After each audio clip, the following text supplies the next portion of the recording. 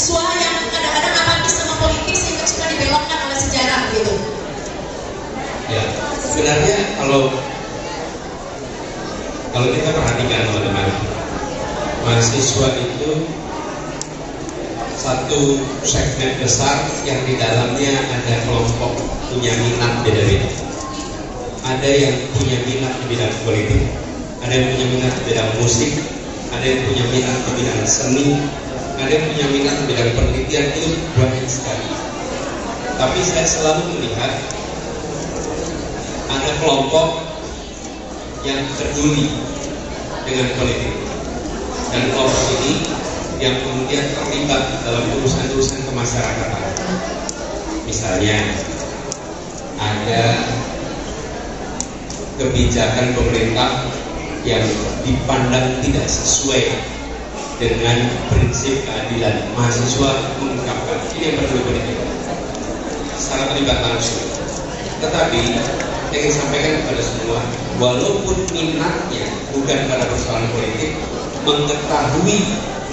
mengetahui kebijakan, mengetahui politik, dan mengetahui sejarah tetap perlu supaya sebagai pribadi selalu bisa mengambil sikap, kemudian bertindak dengan paham atas sejarah dan paham atas konsekuensi politik.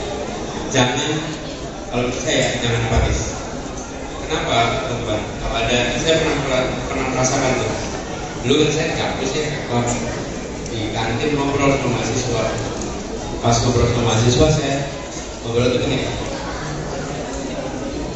Saya tanya, kapan lulus? Ya Pak, sudah lagi udah lulus. Nanti kalau udah lulus mau apa? Saya rencana bisnis Pak. Terus saya tanya balik, gak ada rencana politik? Terus dia tuh menengok saya dengan rasa kayak aneh gitu. Pak Rektor maksud tanya saya politik. Terus saya jawab, saya tanya, enggak Pak, saya enggak mau politik. Kenapa?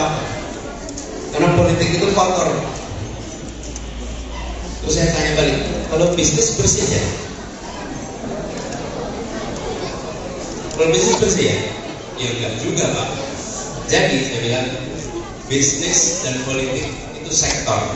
Bersih atau kotor bukan karena sektor, tapi tentang etika dan